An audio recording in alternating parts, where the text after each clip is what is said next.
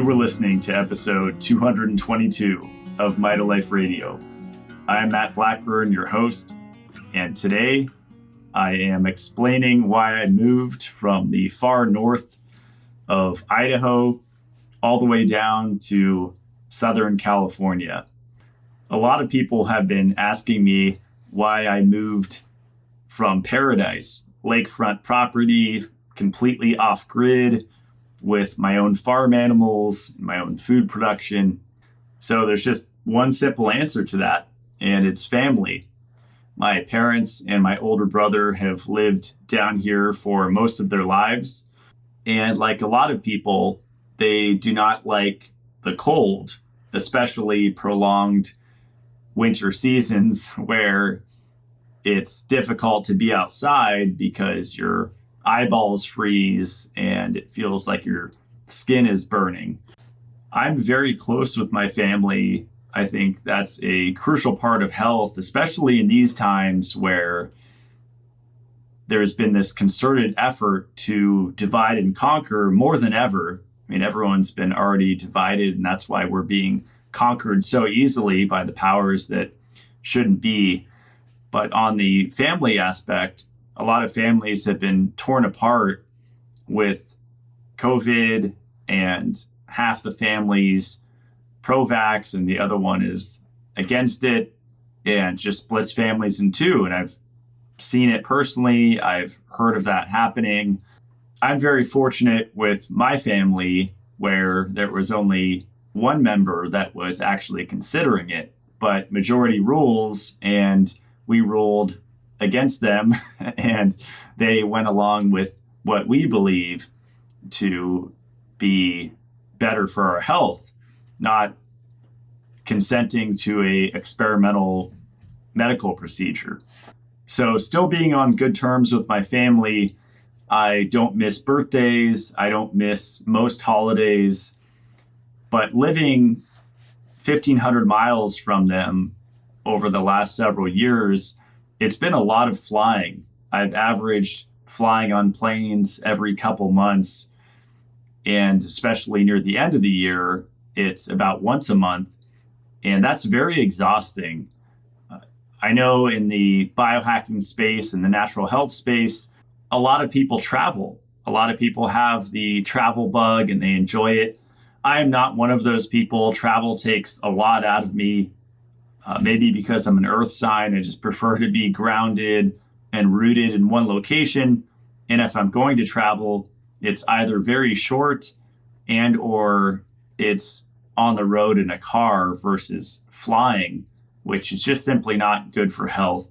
With the drop in oxygen and just the lowered air quality in general, when someone sneezes, it bounces around the plane several times, and just wearing a little ionizer or ozonator around your neck is not going to do it.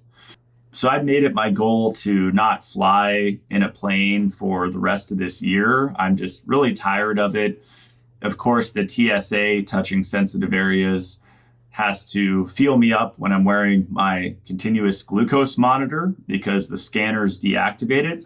And I'm not too worried about the detriments to walking through a scanner on my health as much as I am wasting money on my CGM. So I usually opt for the pat down just because of my glucose monitor.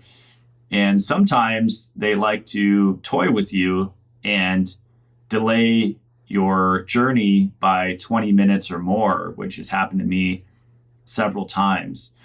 But it really crescendoed last Christmas with the whole Southwest debacle. We got caught up in that, where we thought we were going to be stranded for a week or several weeks when the flight was delayed for several hours and then canceled, and they lied about the reasoning.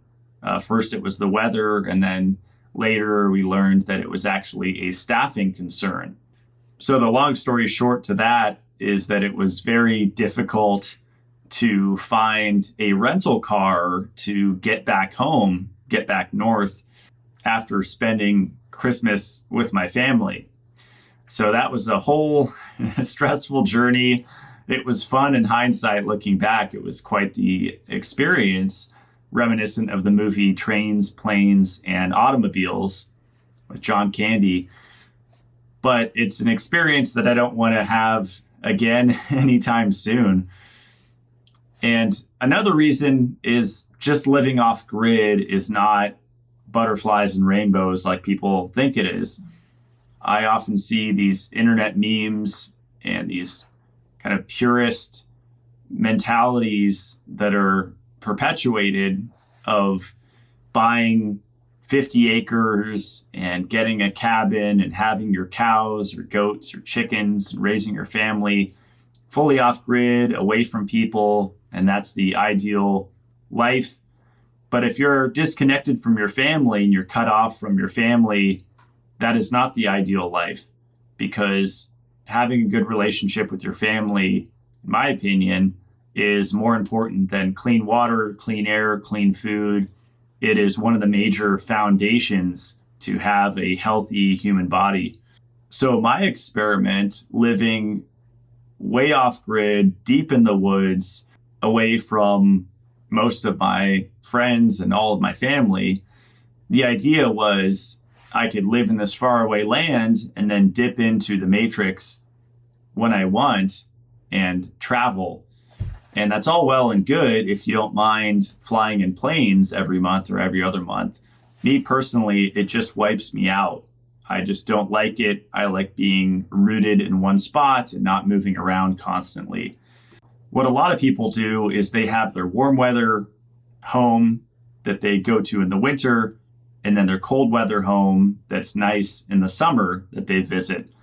And I've considered that. It's just tricky having several cats, which are kind of like children, and cats don't travel the best. And it's a good 48-hour drive up north from where I live now. So it's quite the journey. Recently drove down here and it was a 2-day trip, 2 nights in hotels. We fasted most of the time, which was an interesting experience. I had not done that before. I was doing my usual essential amino acids, ascorbic acid, vitamin C, B complex. The second day, we actually charged up with eating In-N-Out. That was the first time I've eaten there in probably 15 years. And I got the animal style, protein style burger, which was essentially just a patty with their sauce and cheese and a lettuce wrap. And it was surprisingly good. I don't know the quality of their meat. I think it is better than McDonald's and Jack in the Box and Carl's Jr. and all of those. I wouldn't make it a habit. I don't even like eating at Chipotle often because you could just feel that there's something in there that they put to make it addictive. So we've been here about a week back in Southern California. I lived here for the first 30 years of my life and then jumped from different mountain towns, Big Bear, Idaho, then eventually the real deal in the Pacific Northwest, which makes mountain living in Southern California look like a joke. But back to what I was saying about the purist idealist mentality of living fully off grid, it's a fantasy because it's a lot harder than it looks. And it is not the ideal way to live for many people.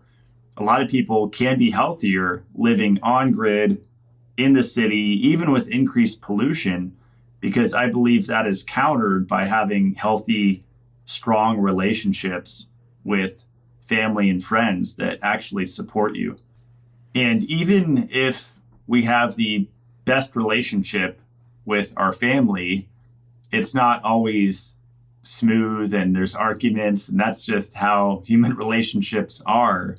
It shouldn't be excessive, of course, but with people that we're really close to, especially for a long time, there will be disagreements and tension and these things that have to be worked on and diffused. And with family, we can't live with them. We can't live without them a lot of the time. But it's actually the greatest spiritual practice, in my opinion. About 7 or 8 years ago, I crescendoed with my studies on mysticism and meditation. I used to go to all of these different things, Dikshas, Reiki certifications, past life regressions.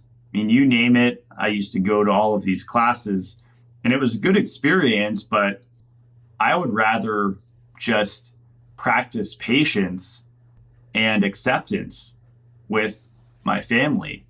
What is the purpose of meditation? Well, some people would say there's no purpose. For me, the purpose is to be in the now moment, to be fully present. And what a challenge to do that with your family when they do that thing that maybe they even know annoys you, and you have to stop, take a breath, remember to breathe, because when you're tense, you're holding your breath.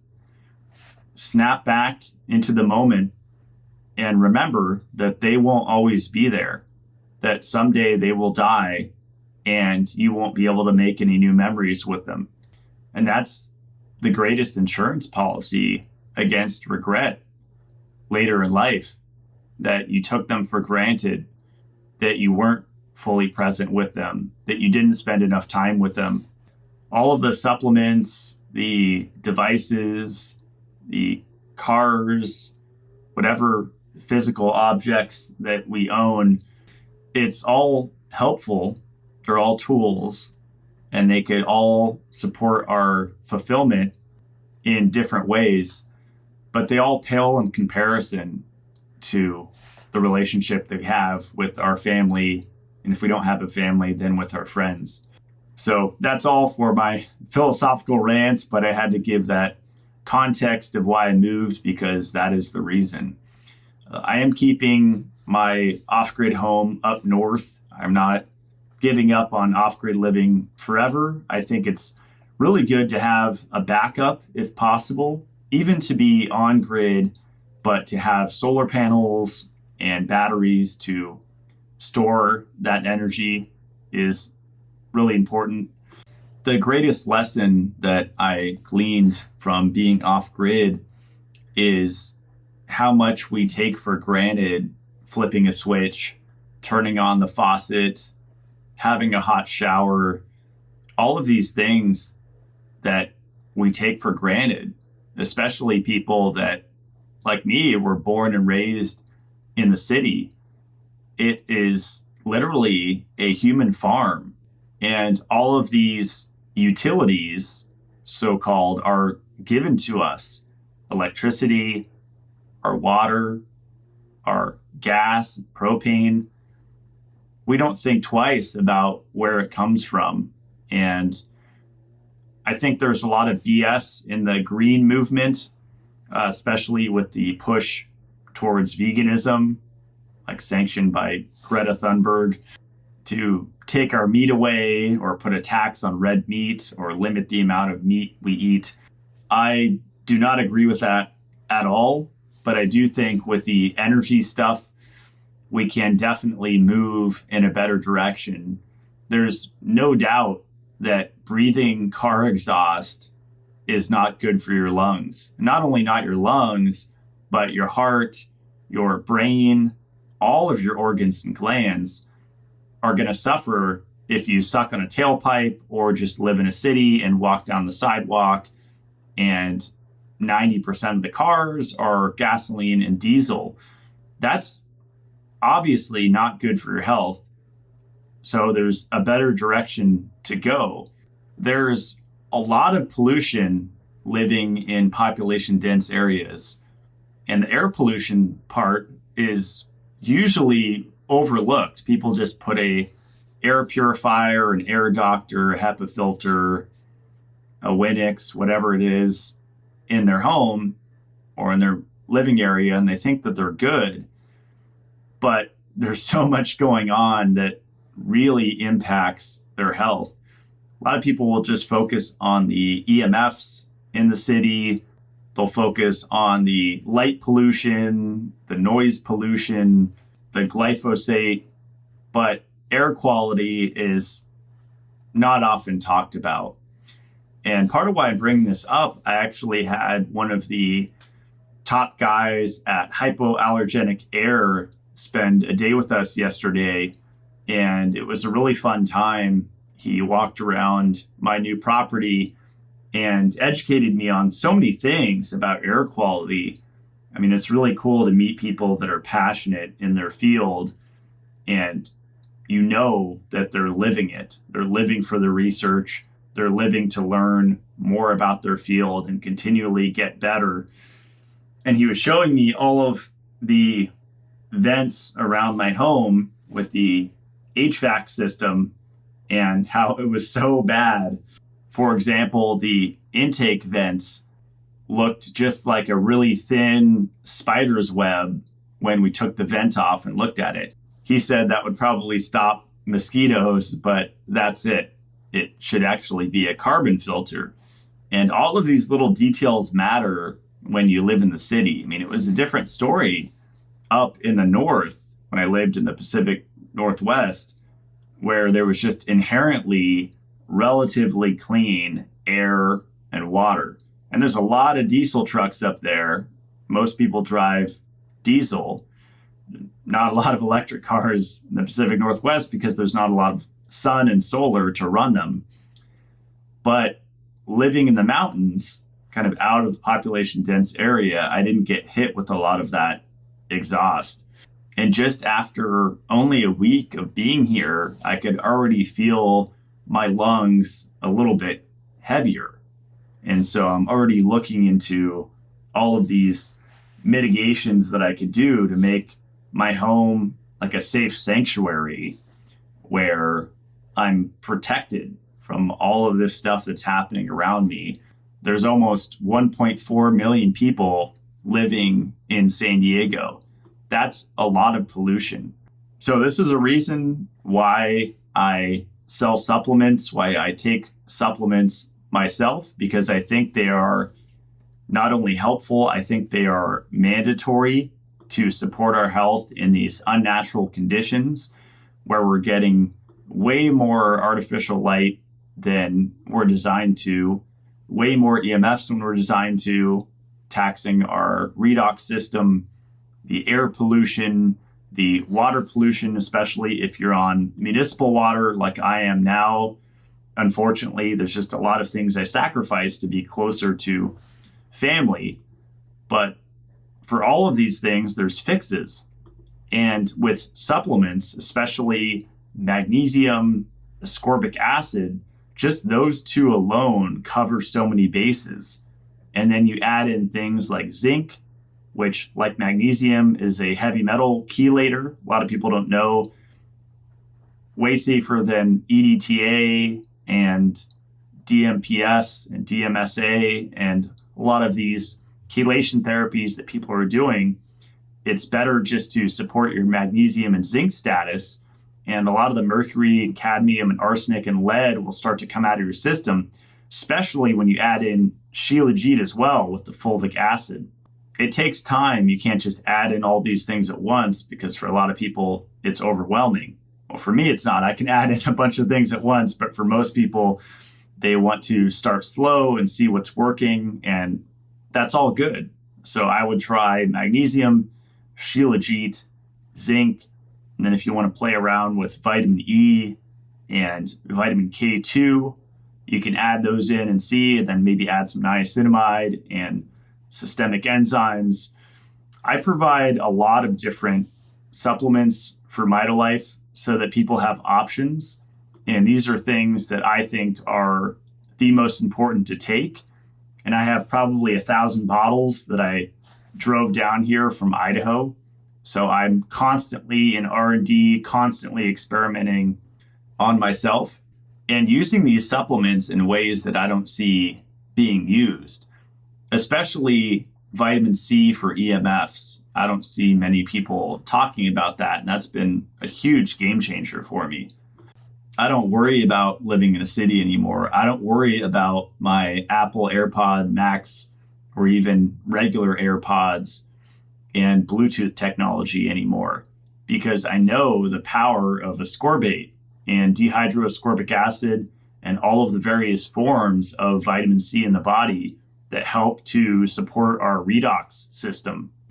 On the 2-day drive down here, I was taking ascorbic acid at least every few hours, 4 capsules at a time of the Mitolife product, which is 1.2 grams or 1,200 milligrams with a blend of polyphenols. And I felt great. My appetite was low. Whenever I would stop to go to the bathroom, I would take a shot of HVMN, exogenous ketones, and I felt incredible, felt very alert and energized for the entire drive. So nutritional supplements don't just have to be optional extra things for your life. They can actually be foundational tools to keep in your toolkit. For example, very long road trips, a little bit of Shilajit to keep you going during the day, maybe some niacinamide, some vitamin C, and then magnesium to help you fall asleep at night. That's pretty much what I was doing on the journey, and it helped so much. I did ask for listeners to send in questions for me on the show, so I'm going to go through some of them rapid fire style right now. First question is, what's one thing you'd say women should do different than men for health? Well, if we're talking about the keto diet and going low carb or very low carb, then carb cycling, whether you're male or female, is a good idea from what I've researched. So keto is generally below 50 grams of carbs a day, down to 30 grams and even lower than that. And when you add back in carbohydrates, say once or twice a week, then you'll be consuming an additional 50 to 60 grams or so, and more if you're more active. That's often not talked about in the context of carbohydrates. If you're a power lifter or a marathon runner, obviously you're going to be able to handle way more carbohydrates than someone that's sedentary. So during a woman's cycle, when leptin levels are naturally lowest, it's about 5 days post ovulation, so day roughly 19 or 20 of the cycle. Carbohydrates can help support progesterone production and support overall hormonal balance during that time. I know the carnivore diet has been very popular for several years. There's a lot of women promoting it just to be zero carb for long periods of time. From my research, that doesn't make sense with insulin resistance and leptin resistance. Cycling carbs in occasionally, even if it's once a week, I think could be tremendously beneficial. And it's a good test to see how metabolically flexible you are to get back into ketosis. That's one of the biggest benefits of consuming carbs.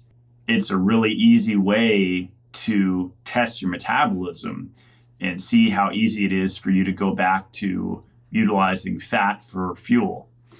Another question, how to lose the pro-metabolic weight that I gained. It's incredibly hard. I'm really struggling. This is a really common one. It's really common in the natural health space to see these opposite ends of the spectrum emerge.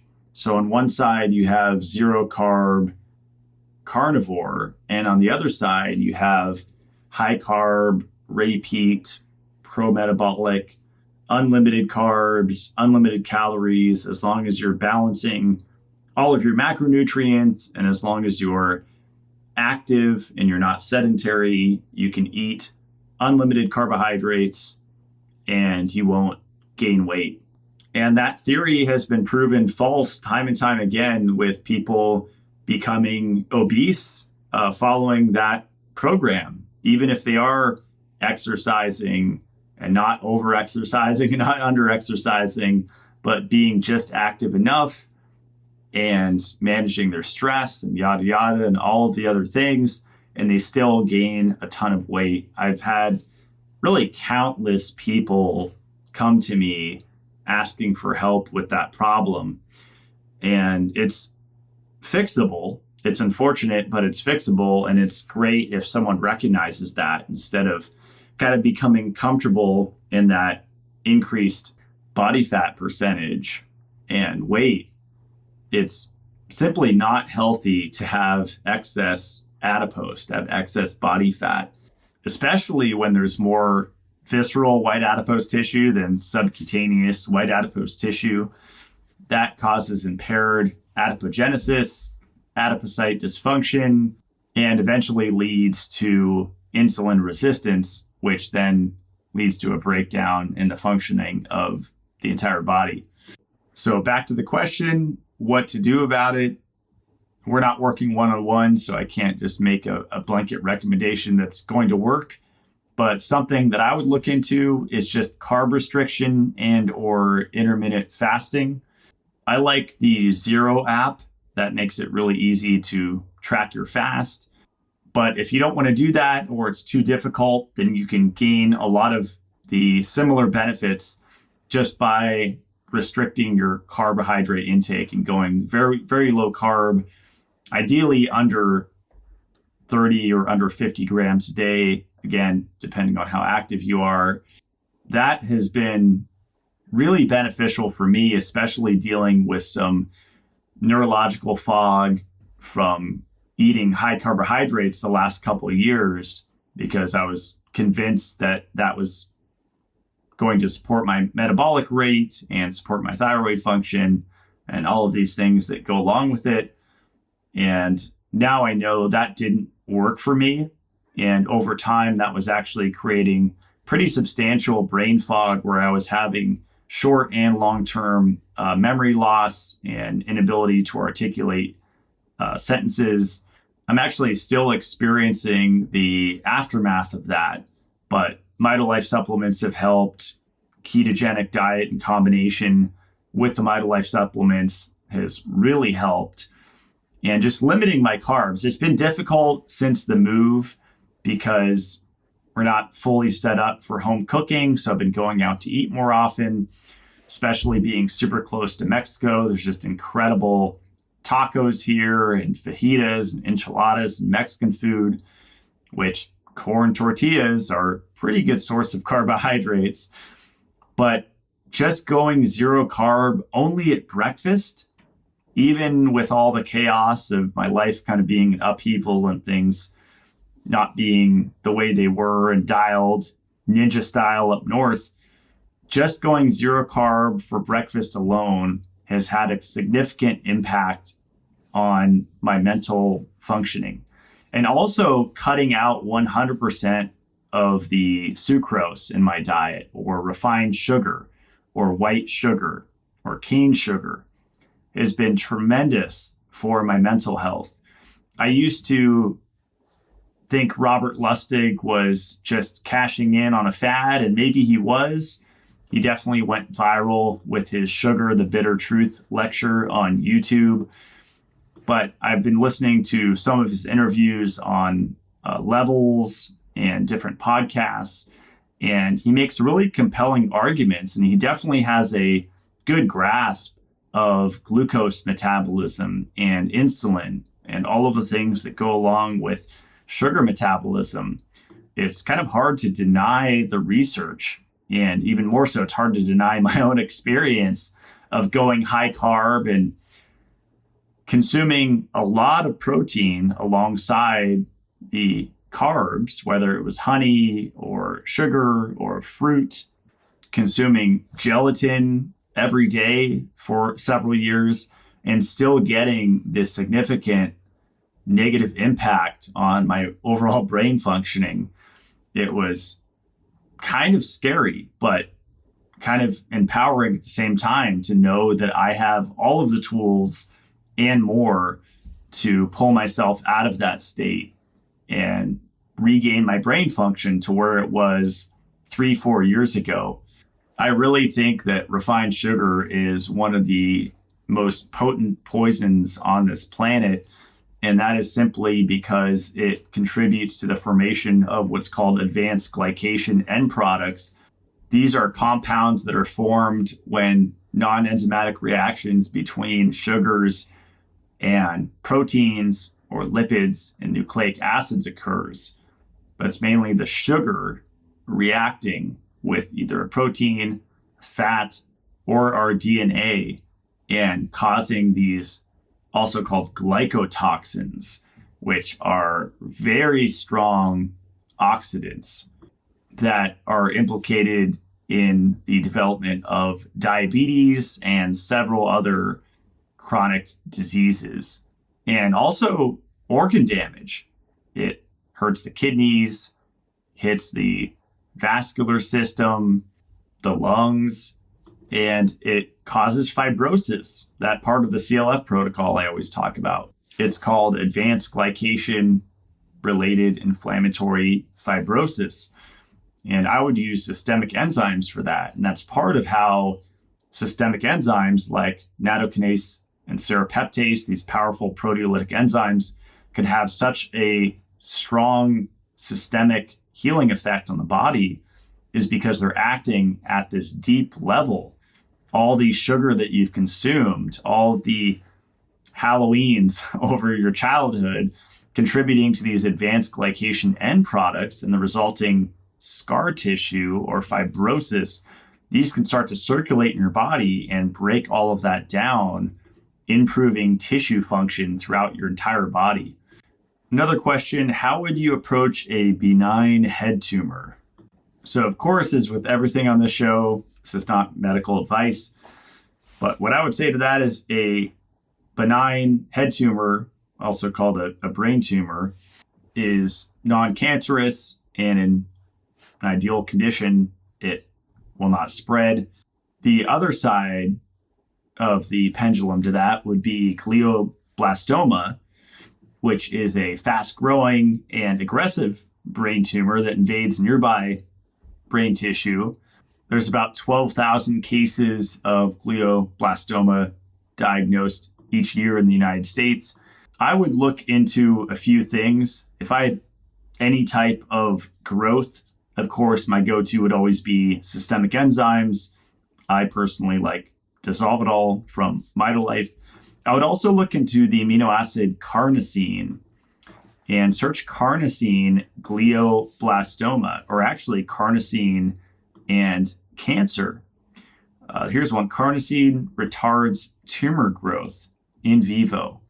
Another one is carnosine and cancer, a perspective. If you search carnosine cancer, you'll see a lot of research pull up. That's a really underrated amino acid, and it's the reason why I included it in my newest Mitolife supplement, the zinc carnosine.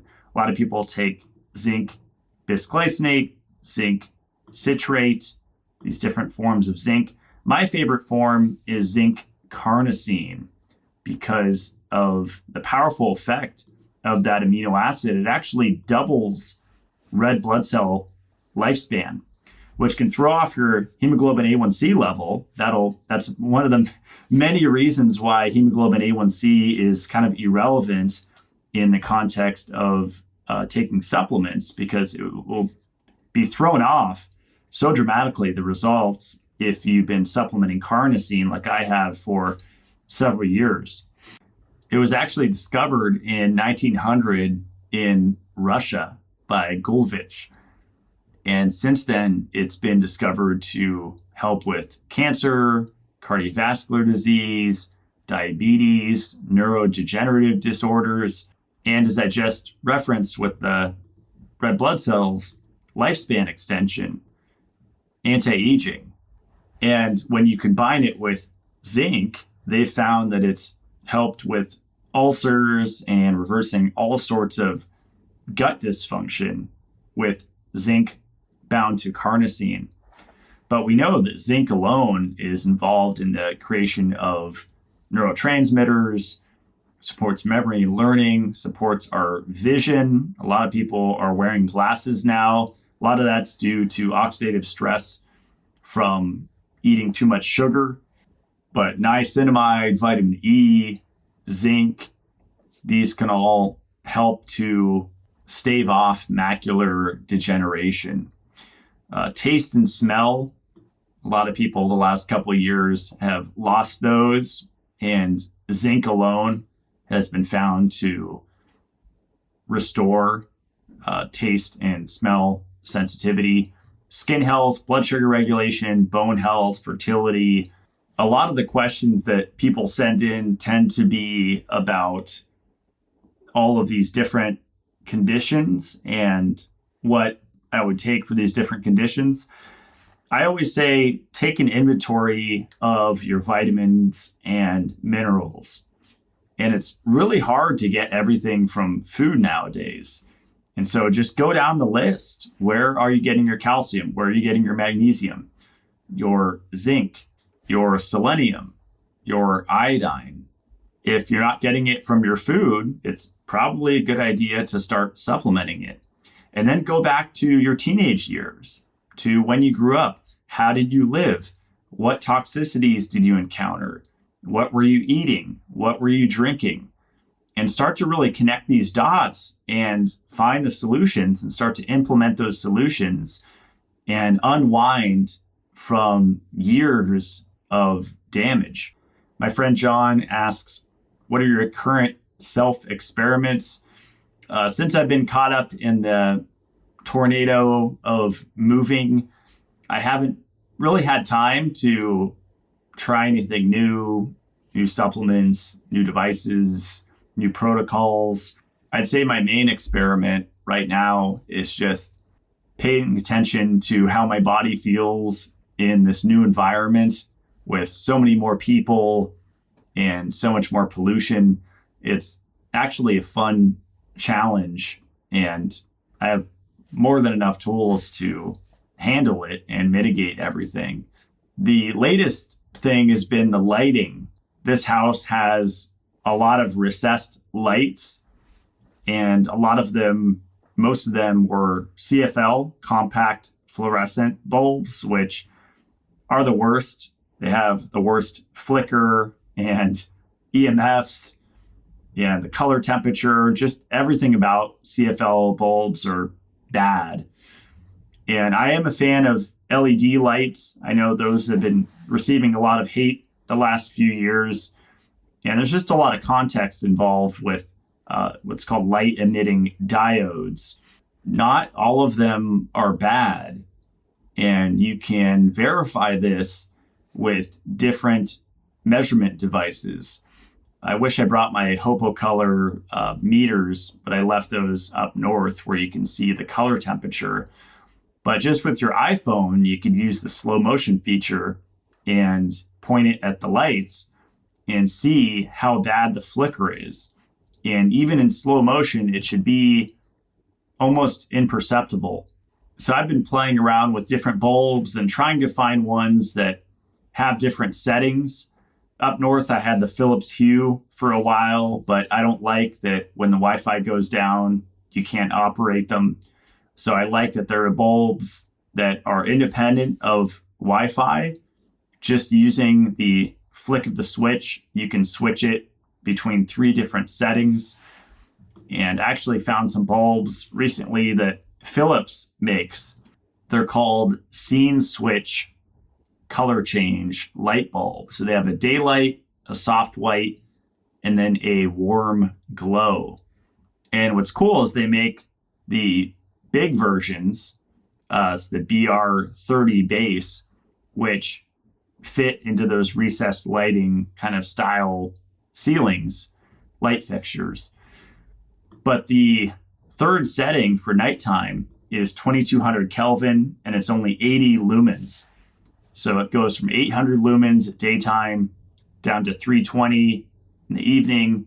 And then the late evening, you can move it down to 80 lumens. So it's a lot less bright.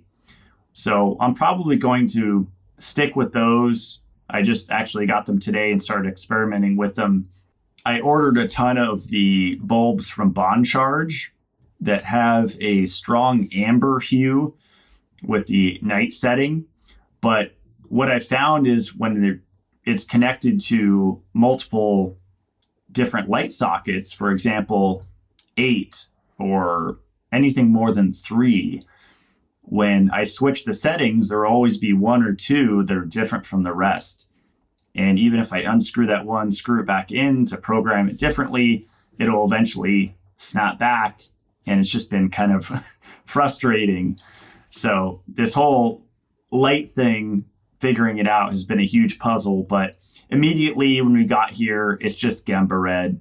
It's always Gemba red. So the Gemba red strip, little USB things, those immediately go in all the bathrooms. And then we got the little Gemba red night lights. And he has a couple really cool options. One of them is motion sensor. And then the other one is it just turns on when it senses darkness. And so having a mix of both throughout the house has been really nice. And in pitch black, it just fully lights up the hallway so you can see where you're walking. Here's another question. What separates the Mitolife drinking water filter from others like Pristine Hydros? So that's a system that I used for several years, and I'm glad I used it. I think it was a great system while I was using it. It was definitely the best one that existed at the time. And their travel system was definitely innovative where it hooks directly to the faucet. I'm actually looking at developing something like that, but improving it and making it better. When I've talked to people about having their own water filter over the years, there's always that intimidation factor. And up north in Idaho, I'd say 99% of the homes I went into, the homesteading homes, they use the Berkey. So the Berkey black gravity filter, where you just pour water in the top and it filters out some things, not a lot, and it gets to the bottom and you still have hard water, you still have a lot of contaminants in the water, but at least you removed fluoride, right? Which doesn't really matter if you're on a well or a spring generally. But people like the gravity filters because there's easy. There's no plumbing. There's no using a wrench. There's no water tape. There's no potential of flooding your kitchen floor. But let's just say that you find a plumber. And so that takes all those fears away because a licensed plumber is going to install it under your kitchen sink, and you don't have to worry about any of that because they know what they're doing. And if there is something that comes up, they have the tools in their van to fix it immediately. Well, then there's still the filter changes. And this is a conversation I've had several times over the last several years is I don't like to have the responsibility of having to maintain this unit because it's just too much work. I don't have the time to do it. And it is a lot of time if you have the inline cartridges and when it's time to switch them out for new ones because it's been 6 months, 12 months, however long it is, depending on your source water. If it's municipal, you have to change them out more rigorously. And we have that in our manual, by the way, digital install guide and manual on the product page for our filter.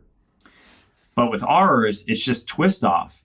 So all you do is you turn off the feed water, you shut off the tank, you drain the lines, and you put a towel at the bottom of the box of our housing, and you just twist them off.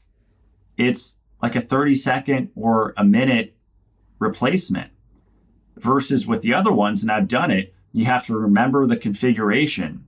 It's not numbered like ours is. On the top of the Mitolife filter, there's 1 through 7.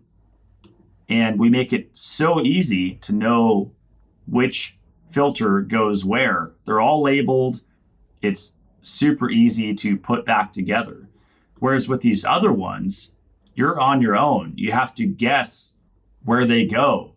And so just changing the filter, half of it, you're just trying to figure out where the filtration media goes to put it back together again. So just the ease of changing the filters The fact that we have a pressure gauge on there so you can very quickly diagnose any issues. If you have too much or too little pressure, it's right there on the front. The fact that it's affordable. A lot of filters out there are over $2,000-$3,000.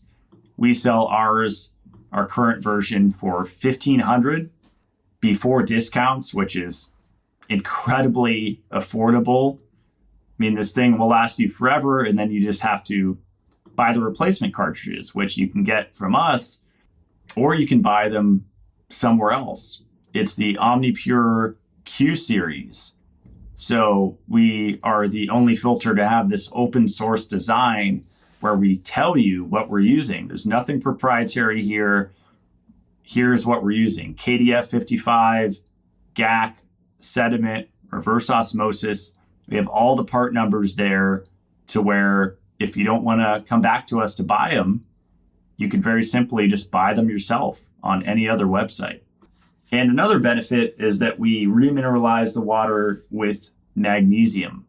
Most filters, reverse osmosis systems, RO systems don't use deionization, let alone two-stage deionization, which is usually only reserved for aquariums.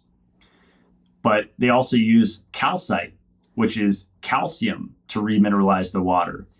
The main purpose of remineralization is to make the water not aggressive. Because once you strip it of everything, you want to add something back in so that the water is not like distilled water. It's not very hungry. So we chose magnesium. It's just a trace amount. It's just enough to make the water not aggressive and not hungry. But this could be a great base to make your own magnesium supplement, magnesium bicarbonate. A few of my friends, Adam, Charles, Lifeblood, and Crucial 4, they both sell magnesium hydroxide powder, which are both higher grade than what you would buy on bulk supplements, which I popularized several years ago in the health space. If all you can afford is bulk supplements, that's great. But if you can get higher grade magnesium hydroxide powder, then I recommend those companies.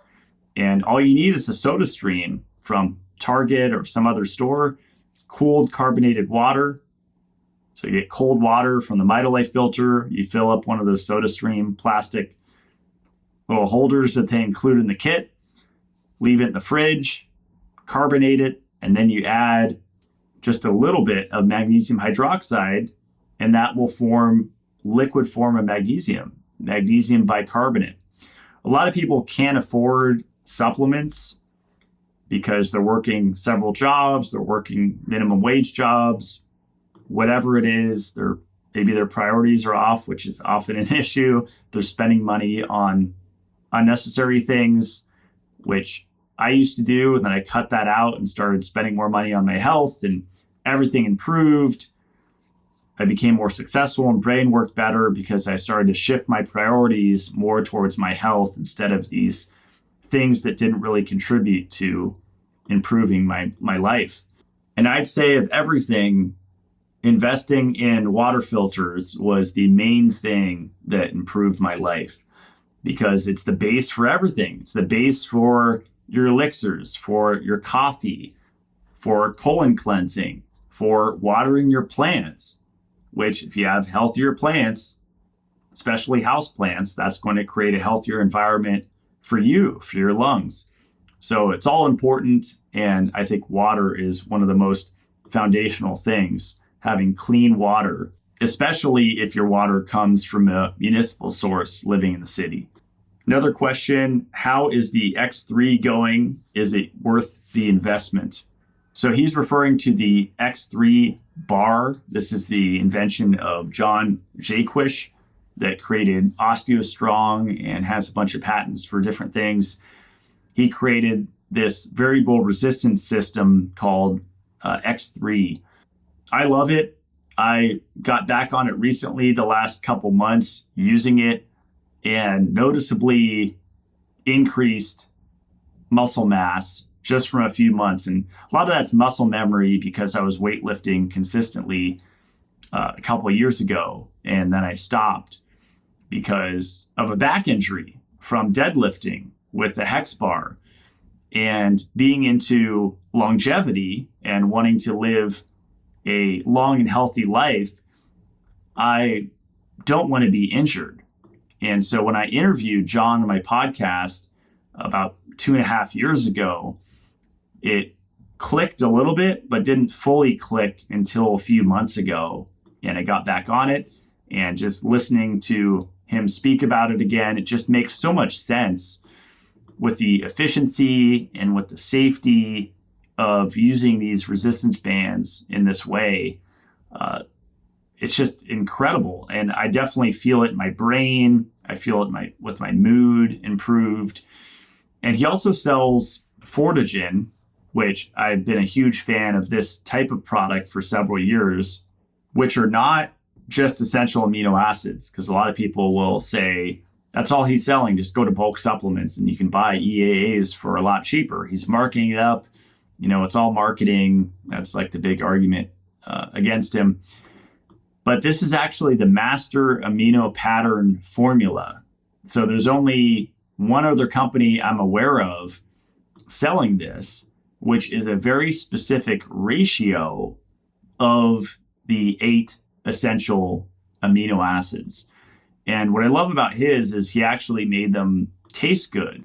So the fruit punch and the mango flavor taste great. The mango is my favorite.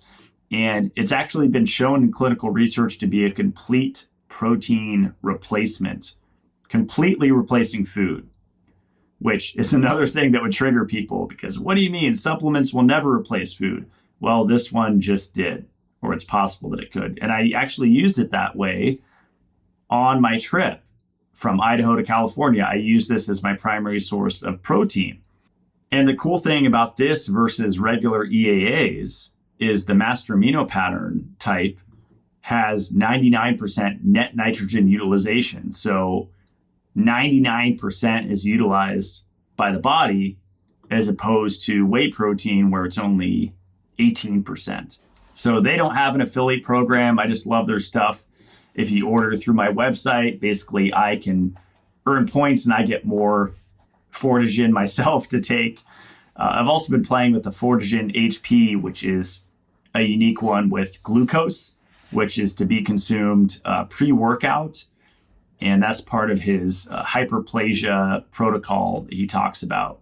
So I just love the information. I love how he's kind of pushing the envelope and triggering people. And I always support people that others are trying to cancel. Those people are generally going to be my friend if they're doing obviously good things in the world and helping people improve their lives. How would you address receding gums? I would substantially increase my ascorbic acid intake. If I wasn't taking ascorbic acid, I would start immediately with small, consistent doses, because vitamin C ascorbate is a critical part of our dental health, especially our gum health. I would combine that with a water pick, just a water pick from Costco or wherever, and ideally use filtered water in that water pick. I'd also look at sodium fluoride. I like the Saint brand. They have a non-fluoride and a fluoride version. I use the fluoride version. Fluoride is a natural component of our enamel, and it's proven to prevent dental caries, aka cavities. It actually neutralizes the acid that pushes back your gum line. So I would look at fluoride differently. It gets a lot of hate the last few decades, but people aren't differentiating between drinking it and using it topically. Big difference. The dosages to decrease your IQ is from megadosing it in the water supply, which is way different from using very small doses like 0.25% in your toothpaste. Kind of along the same vein, someone asked, you said hydroxyapatite didn't work for you, but did it also cause damage? Not that I saw, I just saw that it wasn't benefiting my dental health. But with just one dose of fluoride, my teeth felt so much stronger. Someone asked if you could only take 5 supplements, what would they be and why? This is a difficult question because I like taking a lot of different supplements. But if I had to say 5, it would be magnesium, shilajit, vitamin C as ascorbic acid, vitamin K2, and systemic enzymes. If we could extend it to 7, I would include vitamin E and zinc in there. Someone says, pearl powder is still good to sit on the teeth for enamel health. I left the anti-fluoride movement recently. Absolutely. That's actually how fluoride helps strengthen your enamel. So it teams up with calcium and phosphate to form something called fluoroapatite, which is less soluble than hydroxyapatite in acidic conditions, meaning it's stronger and more resistant to demineralization. This will be the last question because I have to get back to organizing and getting my life back on track since I moved it cross country. What are your plans for this summer? My main plan is to get more sunlight in my eyes, especially at sunset. That is one of the biggest benefits of living near the coast versus in the mountains, is that it's a lot easier to watch the sunset. Because if you're not in a valley or in a super mountainous area, you can generally see it lowering on the horizon. And looking at it for the last 10 or 15 minutes before it goes down, I always feel this brain buzz, kind of similar to how I feel when I eat raw oysters, this kind of electric feeling that travels from my brain down through my body. I'm looking forward to seeing how that improves my brain function, and I'm already noticing an improvement in my sleep, just getting more sunlight, kind of more tired during the day just because I'm getting more infrared light all the time, even being indoors because it travels through walls. And I noticed that's having an effect on my health and my sleep. So that's it for the show. A couple websites are matt-blackburn.com. That's where you can read about my CLF protocol. You can see all of my recommended products that I use under shop. And if you missed the announcement in previous shows, I just started transcribing the Mitolife radio shows on YouTube. So they're time stamped, so you can skip to specific parts in the show if you don't want to listen to the whole thing. Mitolife.co to check out all the Mitolife products. We have our 7-stage water filter. We have grounding sheets. And under the wellness tab, you can see our new zinc supplement, zinc Carnosine. I take it twice a day, especially because I was raised mostly vegetarian just by choice. And so I created a excess of copper and a deficiency in zinc. So I'm working to rebalance that by supplementing zinc twice a day. And I take minimum 30 milligrams every day, sometimes more. And then there's the Mitolife Academy on YouTube. I put up 2 videos every month for members. It's $15 a month. And one of my recent ones was 4 different mitigations that I'm doing when I move into a new house. So I shared that there. And I also do a live Q&A the last day of every month where I answer questions for usually an hour and a half to 2 hours. So that's it. I will see you guys next Friday. Stay supercharged.